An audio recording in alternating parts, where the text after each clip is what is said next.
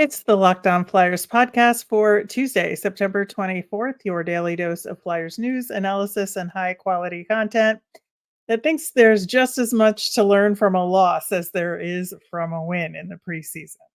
Just burn it. Burn the tape. There's nothing to learn from this.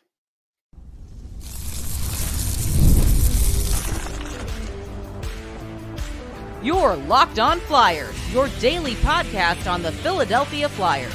Part of the Locked On Podcast Network, your team every day.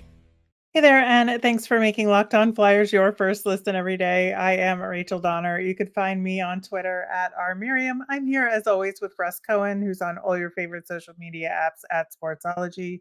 The show is at Locked On Flyers on Instagram, Threads, Blue Sky, and Twitter as well. Today's episode is brought to you by FanDuel. Place your first $5 bet and you'll get started with $200 in bonus bets guaranteed. Visit FanDuel.com to get started. You can find us over on YouTube or on the SiriusXM app or anywhere you listen to podcasts. Subscribe to get our latest episode as soon as it's available here on the Locked On Podcast Network, your team every day. Very intrigued by your opening remark there, Russ, that you want to burn it and you can't really learn anything here. I do want to get into that game, but up front, I really want to acknowledge that it was super cool of the Flyers and John Tortorella to invite Guy Gaudreau to practice and have him get involved. I think that, the sentiment was there. They let him show up when he wanted to and if he wanted to. Nick Seeler, said if being around us helps him, then that's the most important thing. They all shook hands with him. Just like A+ by the Flyers and John Tortorella on that front. Yeah, really touching. I mean, like I said, I've seen him around the rink. I mean, that's what he's used to. He's used to life at the rink. So it's probably the only way he could feel normal right now. And so this was a great thing. And, it's not often where we kind of talk about this side of hockey where it's kind of like, what is this man going to do? Like, for the next few months. I just suffered a loss and I'm struggling and this is a bigger loss. And so this is what he knows. And yeah, I think this is what you have to do. Yeah. And, I really thought I was done crying about this whole thing, I but know. apparently not. I mean, look, I just came from the USHL Fall Classic where every game, they did a moment of silence. They had a big sign up for Johnny because he won a Clark Cup championship. He was Rookie of the Year there. Like, he's everything in American hockey he's touched. It is true. Hard to do a 180 and talk about the actual game here, but we're going to try. Was there a game? Well, some people did show up for a game, mostly in Montreal Canadiens jerseys. Yeah. By the way, before we start the game, could you really tell the difference between the three jerseys that they were showing for sale? The Fanatics jersey. I had a hard time distinguishing the difference between the three. I don't know, man. So we talked yesterday in the first game about like what the roster could look like for this game. The only repeat players were Ollie Lixell and Bobby Brink, and they both did some really good things against the Caps. You had suggested that maybe they're in competition with each other, or they're being put in competition with each other. Let's say it's not on them; it's like kind of on the circumstance. They're going for a spot. Yeah, and so do you think based on what your supposition was and the fact that they were asked to play again and how they did, like how did that all turn out in your estimation? It didn't help either. I think Brink looked worse than Lixell. I think Brink was again. I saw tired. Well, it wasn't just tired. I saw him just losing too many battles, and yes, there were some bigger Montreal Canadiens there, and there's no question. But I mean, that's what he's going to face when he goes, plays an NHL season too. So I was a little concerned about that. If you want to say he's tired, that's fine. But these are NHL players; they're going to have back-to-back games. They're going to have things like that. So I can't give him a pass on that. Excuse. I know. It's not an excuse. It's an explanation. I know. No, I know. But he was just losing too many battles out there, and so that was a problem. Lixell just didn't look good either. But I think Brink looked worse in a way because at one point he only had one shot on goal. Like, this is a game where he needed to have a lot of shots to prove that last game was something he could carry through, and he didn't prove that. Yeah, it was a real tough circumstance for everybody. The Habs defense that they had out there was clearly superior to what the Flyers had going offensively in this game. I saw Tyson Forster get really frustrated. Couturier Richard, got frustrated. yeah, Couturier got frustrated. Richard, I don't know that he did much. We're going to talk more about him a little bit later in the show, but I just it just felt like the energy of this group overall was significantly less than the group we saw against the Caps, regardless of the strength of the opponent. Right. Right. That part shouldn't really matter Mhm. because it's what matters what you put into it. And if you want to say they were okay in the first, I'd probably buy that. But then the game just got progressively worse, and the Flyers were just dead beaten in the third period. Like, it just had a chance to get in this game. They were just completely out of it. The defense just completely broke down. You know, I asked some people, by the way, because I was away, and I talked to different people in the industry, and nobody knows of a coach that doesn't coach these preseason games, but lets the AHL coach. And my issue is they coach differently. So I don't know how that helps these players, because this wasn't John Tortorella hockey that we saw. And last night really wasn't either, but it was more successful. But this wasn't. And so it's like, what do you do if you're that, just as a fan, just like, you're like, what am I watching? And I think there Well, is an issue with that. yeah, and that's where I see the difference in energy and the difference in creativity between the two groups, right? Yeah. And I think it was really evident on the power play, Oh, yeah. especially It's just because you passing. There was had nobody who wanted to shoot. no, exactly. And you had, last night, guys who wanted to shoot, guys who wanted to be creative. Yeah. And again, regardless of the strength of the competition, you could see that there, where this power play just kind of looked like they were passing the puck around and didn't really have a plan for the most part. I think it, to some degree, the second unit maybe was a little better in the later power plays, but I don't know. I just feel But like just to say what you said, they this wasn't didn't, the right personnel no, to they, power. they didn't have a plan. They didn't. They didn't Mhm. know who was going to take the point shot. They didn't have like a hammer on either side. They were just kind of like, Yeah. you take care of it. You do it. You do it. Nobody was going to the net. Like, these are just basic things that were going on here. And it was just like, it was like a game of shinny when they were on the power play, really. Right, and that's where you look at Brink and Forrester and say, "You are the guys of all the 10 guys that had power play time, those are the 2 that should have been creating the chances." Right. And I think Forrester he was just snake bit a little bit, A little bit. but, I think that we needed to see more from both of them in those circumstances. Yeah. And And I don't Forrester think needed to finish. yeah. I mean, Adder had a terrible game. I'll come out and say that. Well, But, he wasn't involved in the power play right. situation, which Let was him be a part an of that. issue. Why use Zamula? Like, we already know Yeah, what I Zamula know. can and can't do. Why didn't you give Adder a chance to do that? Because that's part of his game. And I Maybe he think, would have had a more successful game. right. Unfortunately, I think that's now a part of this narrative, and why he's not going to make the team, and why he may not even be with the team much longer, because, somebody had pointed out with the shots that he's missed on. Well, Cam York misses a lot of shots too. And so, like, if you're now going to base missed shots on Adder being a Flyer or not, then he's not going to be a Flyer. And so, like, if they're not going to use him on the power play, you might as well just trade him, because, he'll get like some power play time with somebody somewhere. And that is part of his game. Like, that's part of why you drafted him. He had a lot of goals. I get it. Guys miss the net. They do.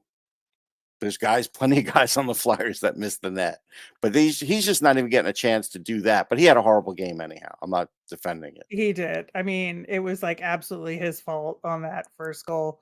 Although I will say that it was really this Adder Belpedio pairing that failed together, Yes. because Belpedio had turned up ice and Adder had no support. So there was no outlet for him. And then he lost the puck, and that was that.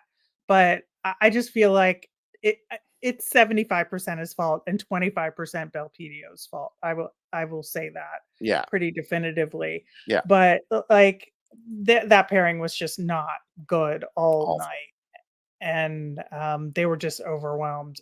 I think the other issue is that it was a real sloppy lack of puck control on the Flyers' part, combination with Montreal had really active sticks, and just the Flyers could not maintain possession Nope.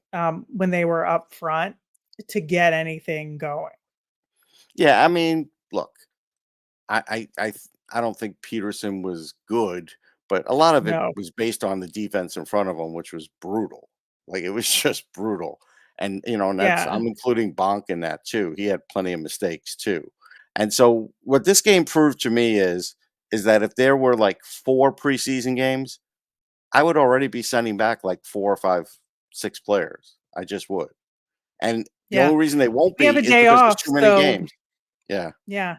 Well, I bet we get some cuts on the day off or Yeah. as of Wednesday morning.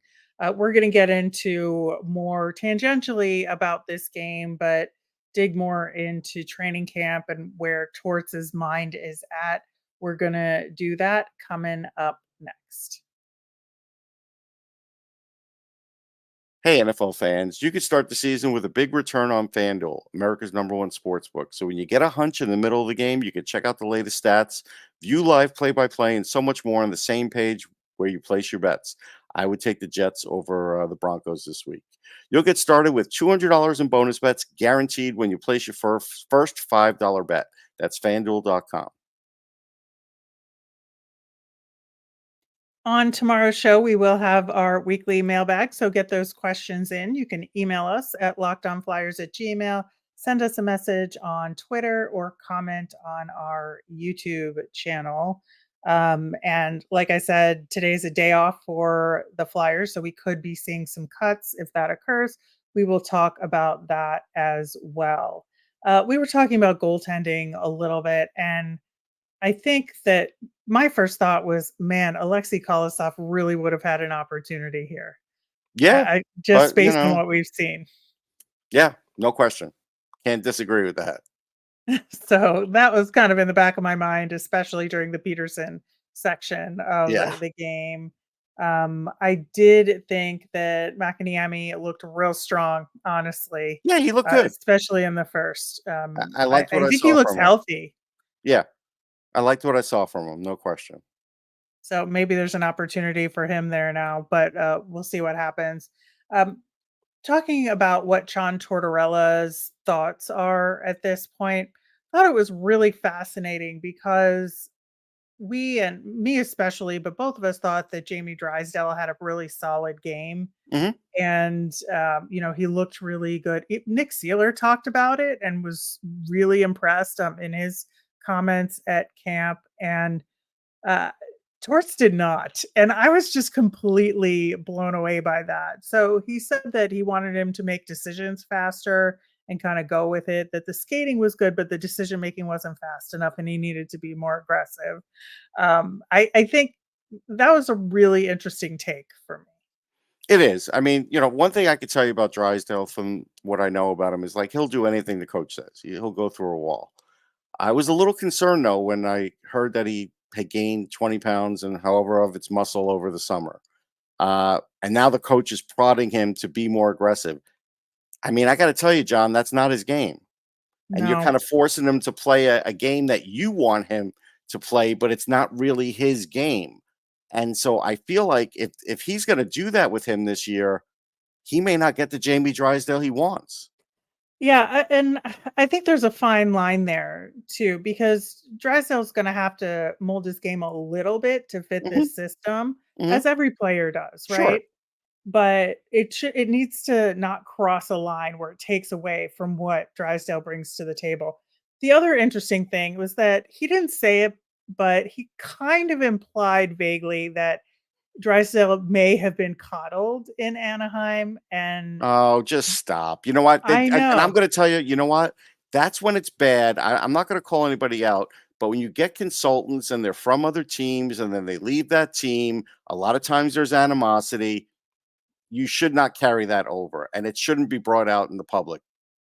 Yeah, Honestly. I think it wasn't a knock on Drysdale, No. first and It's a knock foremost. on what happened there, and they're Yeah. blaming development there on him. Well, let me just say this flat out. If there is a team or an organization that develops defensemen, it's Anaheim, and they develop more than any team in this league.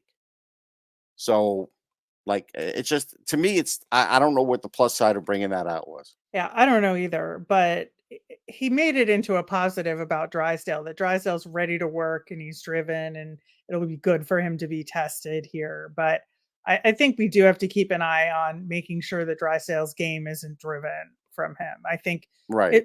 I'm not worried yet, but it's just like a little thing in the back of my mind that I want to pay Yeah. attention to. Yeah. No, me too. Torts had a lot of really good things to say about Jet Luchenko, which Mhm. is obvious because he's earned them. It's hard not to Um, say. I mean, what would you say I bad about know. Jeff? He would have to really go out of his way to say something bad about what Luchenko's done. Yeah, but he said he's absolutely gonna play more games and, if Sure. it comes to it, he'll have a discussion with management and they'll hash it out in terms of what the best next steps for We Luchenko know what the are. best next steps are, like we Well, do. but I think the option of him playing a couple of NHL regular season games and then getting sent back is still on the table, and I don't think it that's should kinda be. where I'm at, but I don't think it should be because they're playing the wrong opponents. Like, are you gonna really it's put him gonna be in? a roster decision. No, but like it's one thing where you want to like reward a guy for playing some games, but are you gonna? Is it really a reward if you're gonna put him in against the teams they're starting off the season against? You got to look at that too. Now, if you want to hold on to him for a week and let him watch the first couple games, and then let him get him in like game 3 and then send him back, I might be more on board with that. But don't throw him in Yeah, the deep end of the pool against the Edmonton Oilers. Don't do that. and I'm not saying it will happen, I'm saying Yeah. that's still on the table. I Which is understand. It wouldn't be on my so, table, but what I just said is something I would consider. Like, I'd have him yeah, come up we'll there, see how he does the Yeah. rest of the preseason and kinda go from there. He said that Mitchkov looked a little tired and hit the wall toward the end of the game, which fair, we noted This his is lack of all, like, shots. new to him. Like, these a Yeah. Torts camp is way different than what he would go through in a KHL camp. Yeah, and I think Torts really gets that, so Yes. I don't think he's worried about that No, either. no. Had good things to say about Frost, which was always a good thing. Just to Again, like, hear. how could he not? Like, he I would know. you know what I mean? Like, he would, again, have to really go out of his way. Honestly, I'm gonna just say I think he's learned his lesson now with Morgan Frost. I I think think so he's too. I think I he think this is sees a good thing. Yeah, I think he sees now that it's like, okay, now that he's going to play with a player that also shares great vision, um, it's going to be hard to complain about him, especially if he's putting up points more than Yeah, last year. So, absolutely. yeah, Absolutely. Frost is gonna make it impossible right, to sit him or say anything negative, and good right. for Morgan Frost, Yeah, he's obviously. put in the work. I thought Travis Anheim had something interesting to say, after practice, that hopefully he won't have to play as many minutes with Drysdale and Risto healthy, and it won't wear him down. So I think that everybody knows Travis Anheim got worn down by the Yes. absolute bonkers amount of ice time he got last season, and I think that there will be more balance this year. Yeah, there should be more balance. And look, Sanheim was a warrior, and I give him much credit for that. My issue is I think Risto's playing good defense, but he looks slower. He does not have the same Yeah. speed of a guy from a couple of years ago. So you hope that comes back. Because if it doesn't come back, he'll be an okay defenseman, but he's not going to be much more than that. So that's where we have to see like how that progresses through the preseason with him. That's important for him. Right, and I think Zamula is gonna have to figure out how to play with this version of Risto, Right. which is a little different, and I think Because Zamula Zamula looks did. good. Like he always looks Yeah, good. yeah, I just think that there's definitely a difference there that Zamula hasn't quite adjusted to yet, but this isn't a knock on him at all. Zamula still is who he is and plays well. He's It's probably just a the most different. underrated guy on the Yeah. team, honestly. Yeah, it's just an adjustment, and he'll Yeah. get there. I Yeah. am not worried about that. No. I do wanna talk about, Oliver Bonk and his performance in that game, which we didn't get to, paired with Hunter McDonald, who I think really is very disappointing defensively overall. He's not Um, ready. Like, that's what I'm he's saying. just not They there. need to slow down the hype machine on him. And I've been saying this for a while because yes, there's things to like, but he is not there. No, and I think it really hurt Bonk's game, Yes, it honestly. did. And he was one of the people that I thought was putting forth the most effort out there. Bonk, I'm talking about. Yeah. And even though he made some mistakes, he absolutely did. But I thought his overall effort was there, and he did a lot of really good things too. And I think he's just in a good spot developmentally, and I think he'll get there. But it just gave me some confidence that he can work through those mistakes. Yeah. Yeah, I think so. All right. Well, because we have the day off on the ice today, we thought it'd be a good time to do that gut check about, would there be any cuts? Who needs to step it up and who's looking real good? We've talked a little bit about that so far, but we're going to dig into it more. We are going to do that coming up next. We're driven by the search for better, but when it comes to hiring, the best way to search for a candidate isn't to search at all. Don't search, match with Indeed. Indeed is your matching and hiring platform with over 350 million global monthly visitors, according to Indeed data, and a matching engine that helps you find quality candidates fast. One of the things I love about Indeed is that it makes hiring all in one place so easy because you can avoid all the busy work. I use Indeed for scheduling, screening, and messaging so you can connect with candidates faster. Indeed doesn't just help you hire faster. 93% of employers agree that Indeed delivers the highest quality matches compared to other job sites, according to a recent Indeed survey. Leveraging over 140 million qualifications and preferences every day, Indeed's matching engine is constantly learning from your preferences, so the more you use Indeed, the better it gets. Listeners of this show will get a $75 sponsored job credit to get your jobs more visibility at Indeed.com/locked on. Just go to Indeed.com/locked on right now and support our show by saying you heard about Indeed on Locked On Flyers. That's Indeed.com/locked on. Terms and conditions apply. Need to hire? You need Indeed.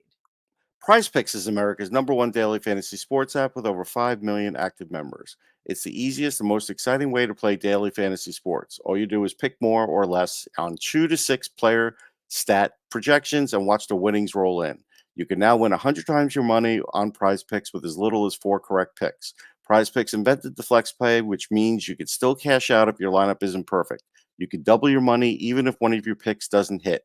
And PrizePicks puts their members first, so all withdrawals are fast, safe, and secure. When my picks hit, I can get my money in as quick as 15 minutes.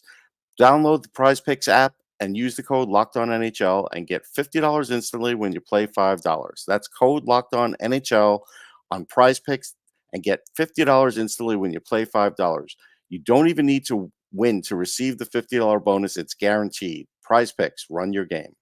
All right. So we got to do a little gut check here on where the Flyers are at this point in training camp. I think, big picture wise, they're in good shape in the sense that I feel like there is an overarching driving mission for these guys, and the closeness and the kind of togetherness of this locker room is still there from last year, and whatever Sure. Yeah, I energy wouldn't they expect had that to has, change. Yeah. yeah, it's definitely carried over, and there are more guys who were able to spend the summer here, and I think that's helped a lot with, moving some guys in the right direction, especially, guys like Drysdale, who hadn't been with the organization until partway through the season, and so I think those guys have sort of they're Flyers now, like, and they Yeah. get it, and they're part of the team. So I'm really happy just from a cohesiveness perspective. I really think there's a lot of disconnect in terms of the plan and how we're going to get a lineup put together. And we are early in the process, so I know it'll get there, but it just feels like a little discombobulated on that front. Yeah, I think there's still a mixed message. I mean, coming from management to the fans between torts. And I don't think they're all exactly thinking the same thing. They all want to do the right thing and they all want to have a level of success. But I think there's different ways. They all have different ways to think about doing this, and I think that Yeah. we all see that. Yeah, and I think as the preseason continues, we're gonna see things kind of come together a little bit more, and we'll see some of those decisions getting made, and so ultimately we'll get to a point where we have a Flyers roster, and hopefully we'll see some systems kind of improvements over the course of the preseason, which we haven't gotten there yet. And Tort said we won't be there yet, so I don't expect it right now, but starting in the next couple of games, I wanna see some real Flyer systems at You work can if in the John's not behind the preseason. bench. Well, I think you can if it's one of the assistant coaches and not Lappy. I really do, and I think that's where you start to make that Okay, transition, we'll see. and We'll see. hopefully, like, Bradshaw is behind the bench for the Right. next game. Yeah, if he is, then yeah, then I think you would see it. But And if we'll he go is, from there. yeah, As far as, like, who stood out in a good way, obviously Luchenko, I think, is right. that guy, right? Yeah, yeah, Is yeah. there anybody else in your mind that stood out, in a good way that maybe was unexpected? Yeah, I think Abels looks good. I mean, I'm still uh, fairly high on him. I think to use him, and there's a possible path for him to make this team. And so, I think the reason they signed him is what we're seeing on the ice. Yeah, I still need a little bit more information on him. I don't disagree with you necessarily, I just need more of it to be Okay, convinced. that's fine. And I think the same goes for, like, Eklund and Richard. I think all of them, I need Yeah, I more mean, information Richard's got some on. speed, but it doesn't seem like he could finish. Eklund, I'll need to see more of too. I think that, everybody else, has shown a little bit of growth, like the returnees. You want to talk about, like, we talked about Frost, especially. He's just like putting his foot down and Yes, saying, I I'm like, ready. I'm ready. And I think that's really good. Yes. Um, I think, as far as who needs to take it up a notch, Noah Cates, man, he was Yeah. invisible in that game against the I Caps. think it's he really needs to be given a role and then just have the team stick with it. So if he's like third line left wing, then that's what he is. Yeah. Don't ask him to play center. Don't think about tell him he's just third line left wing and this is what you're going to play this season. And just let him kind of go into the season with that. He's a very smart player. He'll figure it out. Yeah, I think so. We've talked about Ronnie Attard, Yeah. Elliot Denoye, again, pretty invisible. He'd be the first guy I send back, honestly. Yeah. He's not ready. Yeah. Nope, not there yet. It's a shame, but Yep. I just he just hasn't proven that he can do it in a game. No. He has good moments in camp, but Yeah. he needs to step it up there. And I think Hunter McDonald needs Yeah, to he'd be step the it up next guy I'd send defensively. back. Yeah. Yeah, and not a popular opinion to have from management's No, perspective, I but know. I think that he's not ready either. No. I think Massimo Rizzo need more information. We do need I, more. He's missed time on the ice. He certainly has had some moments where you say, "Okay, yeah, yeah, I see something." But yeah. yeah, I we're will not there say, yet. as a side note, I really enjoyed listening to the French play-by-play use his name because it's an Italian name, Yeah, but in a yeah, French yeah. accent. Yeah. It was really funny. Um, I think other than that, I don't know that anybody has performed differently than expected for me. I think pretty much where I think people are, they have been. Other than that, I think Fedotov so far looks real strong. Mhm. So I'm pleased with that. We've talked ad nauseum about Mitchkov and where he Yeah. is in his development. So I'm not like worried about him. But No. I just think he's where he needs to be right now. Yeah. I will say, Travis Konechny is like pretty happy to be stable and have that contract extension, Sure, that's a big and deal for him. I think he's just playing with an air of confidence and Mhm. lack of fear right now. That's really good, and it's good for a team leader to be like this. But yeah, I think, everybody else is kind of where they are expected to be at this point in the preseason. I think so. I think a lot of things are where you would think there would be. It's hard to tell though. Like I don't know where the goaltending will be when the season's actually starting. There's no way you could tell how that's going to be in preseason because nobody plays a full roster. So there's some things that we're just looking at. It's just not fair to actually try and figure out. Some things you can't figure out from preseason. Nope.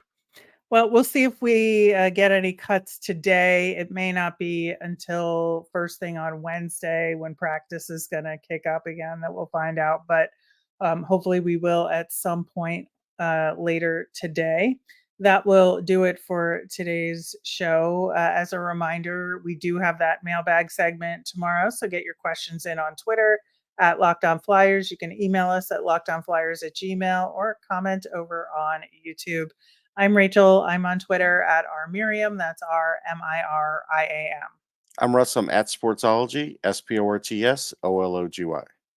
Thanks for making Locked On Flyers your first listen today. Now go check out Locked On NHL, where local experts keep you updated daily on all the biggest storylines ahead of the season. Find Locked On NHL on YouTube or wherever you listen to podcasts. Have a great day, everyone.